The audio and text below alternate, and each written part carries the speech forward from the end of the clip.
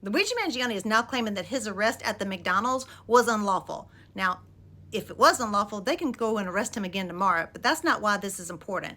The reason why this is important is that if it was unlawful, everything that they obtained as a result of that arrest, like the gun, the notes, everything in that backpack, would not be admissible in a court of law. It's called fruit of the poisonous tree. So if the police do something unlawful, then anything that they obtained based on that unlawful action would not be admissible. It would be fruit of the poisonous tree. Now, there's some exceptions to that.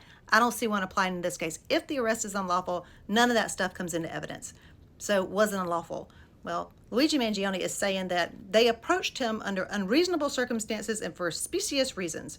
So, what were the reasons? The manager from the McDonald's called the police and said, hey, this guy looks like the guy who shot the CEO of that healthcare company. I need you to come and check it out because I don't want to approach him. So that's what they did. They came and approached him and they asked him for identification. He handed over the identification that he used to check into that hostel, and the rest is history.